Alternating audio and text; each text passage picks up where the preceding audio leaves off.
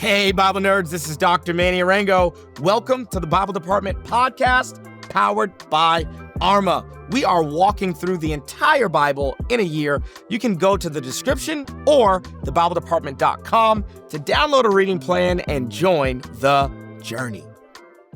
To all my fellow pastors, I've got a question for you. Does your city know that your church exists? Listen, I get it. You're preaching, you're leading, you're discipling, you're doing ministry. We are in the same boat. And let's be honest, social media and marketing, not your strong suit, not mine either. And that's probably the last thing on your mind. And that's why we chose to partner with Church Candy Marketing for our church plant, The Garden. We out here, y'all. They help churches get more actual guests walking through the doors on Sunday without you or I having to stress over ads or algorithms or trying to crack the social media code. Right now, Church Candy is helping nearly 400 churches reach their communities with simple invite ads, and it works. It's super effective. I can tell you from firsthand experience. So if you're tired of being your city's best kept secret, how about you do this? Go to churchcandy.com/Manny and book a free consultation, book a discovery call. Their team will break it all down and show you how to start seeing new faces at your church this Sunday. I'm in the trenches with you, trying to grow the church. And how about we just start a whole campaign? No more empty churches. So let's partner with Church Candy and get our churches full for the glory of Jesus. Let's go.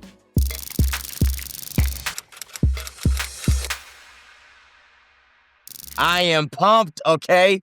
I love the book of Revelation. Pretty sure we're on day 76. So if you're on a streak, guess what? I'm proud of you. Day 76. I don't even know how many days we got left. I'm terrible at math. Good at theology, though, okay? That's what matters. Hey, if you haven't done the reading today, go do the reading. We're in Revelation chapter 1, 2, and 3. We've broken up the book of Revelation. Some days are going to be more reading than other days, but we broke it up to kind of, go with the natural flow of the book. We try to do that as much as possible on this reading plan. Sorry if some days it feels a little wonky, but for the most part, we really try to keep the days. We kind of break up the days based on how it's actually broken up in the text. So Revelation chapter 1, 2, and 3. Hey, if you've done the reading, let's dive in. We got a lot of content to cover today. You know what we do? We always go context clues first. So let me give context. I'm going to give context from Revelation chapter 1, 2, and 3, but I'm also just going to give context for the book of Revelation in general. So let's dive in. The first thing that we have to be aware of is that Revelation is apocalyptic literature. Now, the word apocalypse, this word, if there's a word that gets misunderstood more than almost like any other word, just in wider culture, it is the word apocalypse. It's funny, I was watching Umbrella Academy. I don't know if anybody's ever watched Umbrella Academy on Netflix. It's a pretty good show.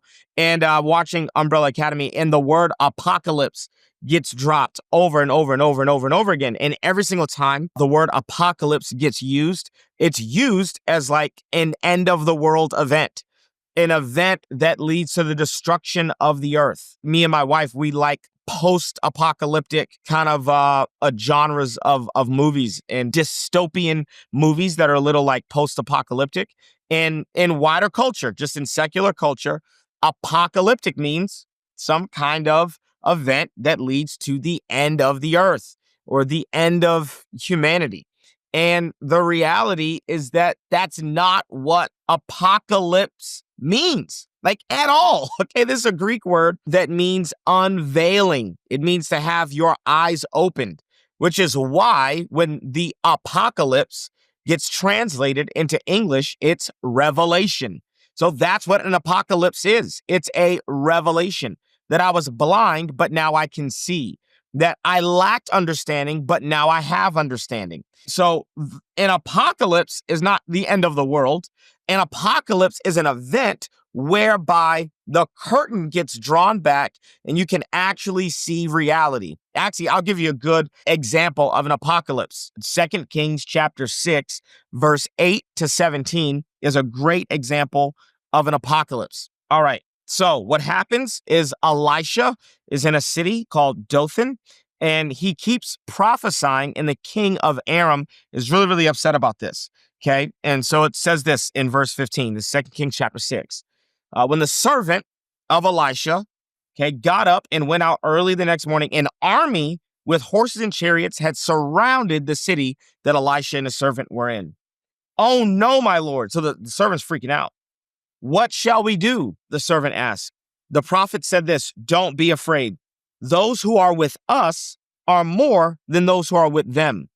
Obviously, the servant is confused about this because all he can see with his natural eyes are the physical horses and chariots. Here's what Elisha prays in verse 17. And here is our prayer as we go into an apocalyptic book. Here's Elisha's prayer. Open his eyes, Lord, that he may see. Then the Lord opened the servant's eyes, and he looked and saw the hills full of horses and chariots of fire all around Elisha. So there are human chariots, there's a human army, but surrounding that human army is an army of the angelic host of heaven. Oh man. And Elisha was the only one who could perceive it. He was the only one who could see it. But he prays for his servant to have an apocalypse, to have an unveiling, to actually see the full picture of what's going on. And this is what happens in the book of Revelation. Christians are being persecuted like never before throughout the Roman Empire. The emperor, his name is Domitian. He believed that because the Romans destroyed the temple in 70 AD, that Yahweh had actually caused Mount Vesuvius to erupt, destroying parts of the Roman Empire. And he said that Christians were responsible. And so he starts this programmatic execution of Christians. They are under severe persecution because they don't worship the emperor. And John says, but I got a revelation. I was transported to heaven and I received an unveiling. I got an apocalypse. I got a revelation. And guess what happened when I went to heaven? It feels like Domitian is in control. It feels like the Roman Empire is in control. But guess what I saw? When the Spirit of the Lord opened my eyes, I saw that Domitian was not on the throne of heaven. I saw that God was on the throne. I saw that the Lamb was on the throne. Man, it may not feel like God is in control of this circumstance, but I promise you that God is on the throne. And so the entire movement, the entire thrust, the entire theme of the book of Revelation is to reveal to persecuted Christians that Jesus is indeed in charge and enthroned, that Jesus is Lord, even though it feels like Caesar is in charge, that they need an apocalypse. They need their eyes to be opened to the truth that there's more happening than that meets the eye, that it looks like the Roman Empire is going to win. It looks like every Caesar is going to be victorious over Jesus and over his church.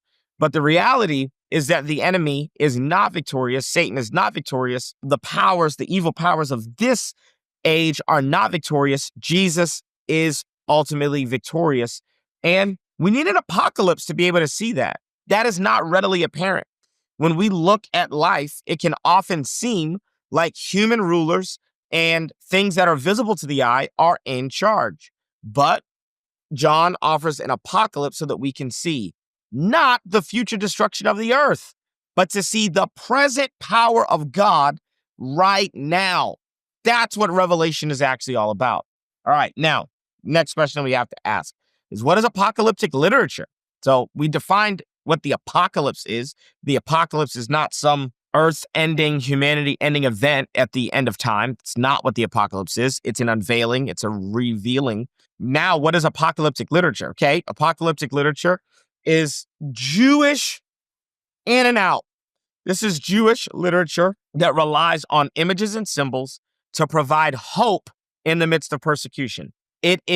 Apocalyptic literature is Jewish literature that heavily relies on images and symbols to provide hope in the midst of persecution. It's not prophecy about the end of the world. It is not to be taken literally. It's symbols and images to provide hope to people who would read it. So I want to just give this rule right here. You've probably heard this on the Arma platform a ton. It cannot mean to us what it did not mean to them. Okay, so the book of Revelation that rule doesn't change just because we're reading a book that gets misinterpreted a lot. All right, so that's our context clue. Let's kind of move into a bit of a nerdy nugget, because if I don't stop myself, I'll just keep talking about that over and over and over and over and over again. Bible Department family, my brand new book, Crushing Chaos, is out, and the trailer is fire. But you don't have to take my word for it. You can watch it for yourself right now. Yeah. What if I told you dragons were real? For the original audience of Genesis, dragons were a common symbol that represented chaos. Dragons were normal in the ancient world, and so were the deities that conquered them. The Babylonian god named Marduk conquered the dragon named Tiamat. The Egyptian sun god named Ra had to conquer a dragon called Apep. And the Canaanite god that many of us know from the Old Testament named Baal had to conquer a 7-headed dragon named Lotan. So when the original audience of Genesis heard about a beast tempting Adam and Eve in the garden, they wouldn't have pictured a slithering snake. Oh no. They would have pictured a ferocious chaos dragon. The original audience would only have one question: who's going to conquer this dragon? Yahweh will not conquer this dragon. Yahweh is not like any of the other gods. He is not like Marduk. He is not like Ra or Baal. He has no rival. He has no equal. The dragon is not his adversary to conquer, but Adam and Eve's adversary to conquer.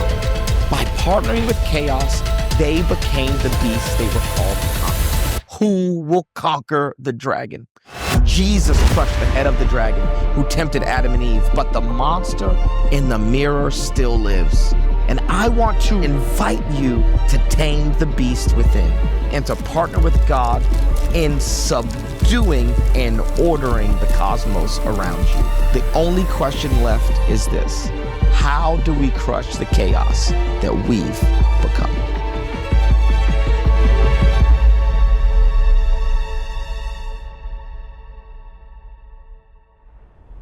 There are 4 main ways to read the book of Revelation. Now, I'm going to show my hand and tell you which way I agree with, okay? Number 1 is a historical view. Number 2 is a preterist view. Number 3 is a futurist view. And number 4 is an idealist view. So historical. When you look at a historical view or a historical hermeneutic or a historical interpretation of the book of Revelation, then people who like that view see that the book of Revelation is being unfolded in every historical time period of the church. So they'll look at like one of the 7 churches that John writes a letter to and say, man, that was fulfilled in the Reformation. Okay, so they're looking back at history and saying, hey, like you could see like this 300-year period, God did this, and it was kind of laid out in the book of Revelation. Preterist view believes that most of the prophecies in the book of Revelation happened in the first 100 years of the church. Okay, so that by the time we get to 100, maybe 125 AD, that most of this stuff is fulfilled already. That, again, the readers would have immediately understood what this stuff means. They would not have been applying this to the future. They would have been applying this to their current circumstance. Number 3 is the futurist view. Okay, this is kind of, a dispensationalist view. This is like hashtag the left behind people. This is, John saw a locust, but what he really saw was a helicopter, and it was Desert Storm, but he didn't have no words to describe a helicopter, so he just was talking about locusts, and that's just the words he had. If you can tell, I don't agree with that interpretation of the book of Revelation. And then an idealist interpretation of the book of Revelation would be more of like an allegorical or a spiritual application to the book of Revelation. All right, so let me let the cat out of the bag. I lean heavily preterist, okay? Heavily preterist.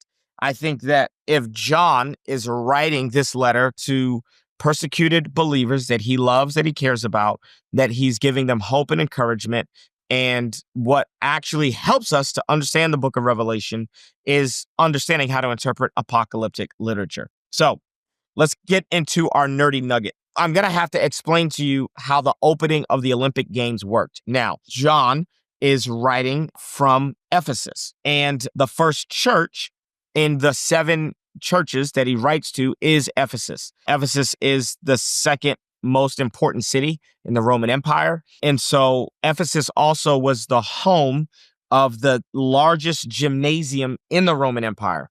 And so if I kind of outline how the Olympic Games worked, like the opening ceremony for the Olympic Games, like the same Olympic Games we compete in today, those Olympic Games have been happening for thousands of years. And I bet if I kind of outline to you how these Olympic Games kind of rolled out, you'd immediately see some similarities. Here we go. Here's how the Olympic Games during Domitian's rule kind of worked. The first thing that happened was called the presentation of the emperor. The emperor would enter into the arena to the acclaim of the crowd. Okay. Number 2, a herald would kind of give announcements, but he would be announcing all the achievements of Caesar.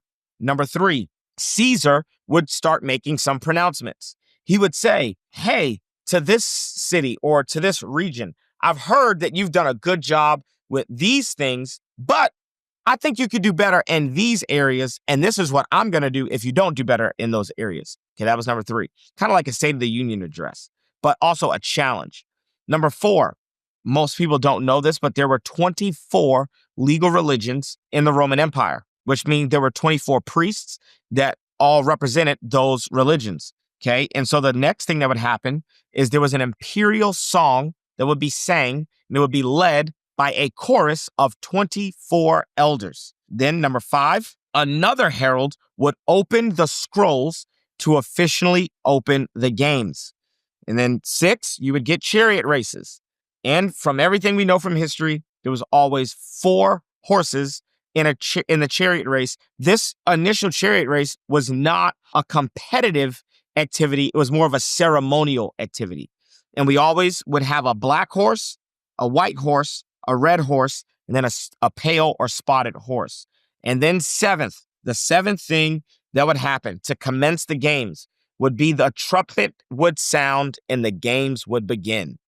Now, if you're familiar at all with the book of Revelation, guess what you'll realize is that all John does is he takes the opening program or the opening format for the ceremony of the Olympic Games and formats the first 7 chapters of his book in an outline that is completely consistent with the opening of the Olympic Games. So, the presentation of the emperor, that's the first half of chapter 1 of Revelation. The herald that gives announcements and achievements of the emperor, of Caesar, that's the second half of the first chapter of Revelation.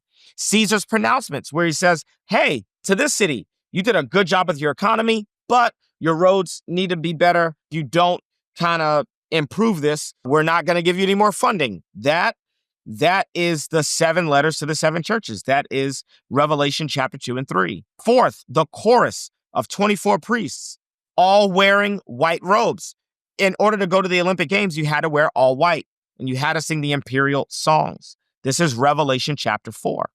Revelation chapter 5 matches the 5th part of the opening games, Olympic Games, where a herald would open the scrolls to officially open the games. Then 6, you get chariot races. This is what we get in Revelation chapter 6, with a black horse, a white horse, a red horse, and a pale and spotted horse. And then finally in Revelation chapter 7, we get trumpets. And we're going to talk about the trumpets, the seals, and the bowls when we get, in a couple of days. But you can totally see how the original audience that got the book of Revelation is not thinking, oh yeah, John's trying to tell us about the end of the world.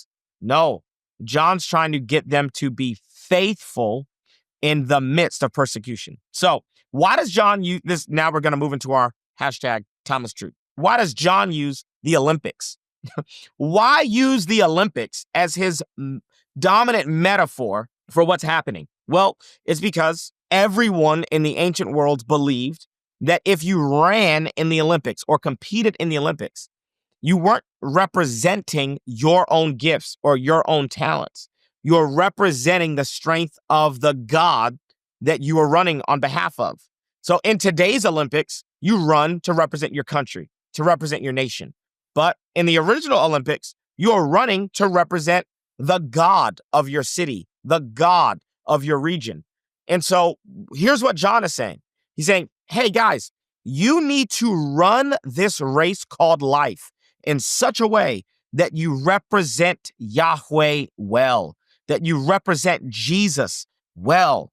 You need to be faithful in the midst of persecution, and you need to run your race. You need to run your race in the arena of life so that God will be displayed, so that the empire will get an apocalypse, so that the empire will get a revelation of the person of Jesus. I want to leave our time today, our timeless truth. I just want to read Hebrews chapter 12 and 1 Corinthians chapter 9 to you. Hebrews chapter 12 says this, therefore, since we are surrounded by such a great cloud of witnesses, I want you to think about the Olympic Games. Let us throw off everything that hinders and the sin that so easily entangles, and let us run with perseverance. I know there's persecution, but I need you to persevere. Run with perseverance the race marked out for us, fixing our eyes on Jesus. When we look at the throne, Domitian's not on it. I need you to fix your eyes on the person of Jesus. I need you to have an apocalypse. Fixing our eyes on Jesus, the pioneer and the perfecter of our faith. For the joy set before him, he endured the cross, scorning its shame, and sat down at the right hand of the throne of God.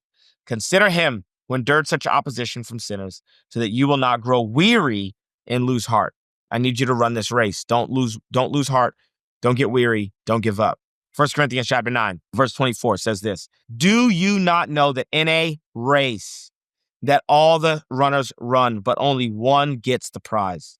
Run in such a way as to get the prize. Everyone who competes in the games goes into strict training. They do it to get a crown that will not last, but we do it to get a crown that will last forever. Therefore, I do not run like someone running aimlessly. I do not fight like a boxer beating the air. No, I strike a blow to my body and make it my slave, so that after I have preached to others, I myself will not be disqualified for the prize.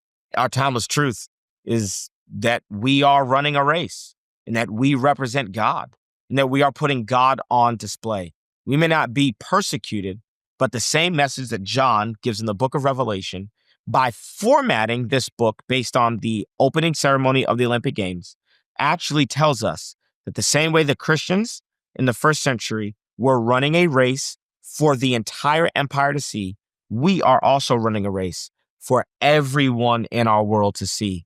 Whether they know Jesus or not, they see us, and they should see him when they see us. So let's run our race well. All right, that was day 76. I'll see you right here tomorrow for day 77. Love you guys. Hey, if you're on a streak, don't break your streak. We're going to move into Revelation chapter 4 and 5 tomorrow. I can't wait. I love you guys. Thanks so much for joining us on the Bible Department podcast. If this episode was helpful, how about you leave a comment, share with a friend, and subscribe so that you never miss an episode. To learn more about the show, head to thebibledepartment.com. We'll see you right back here tomorrow.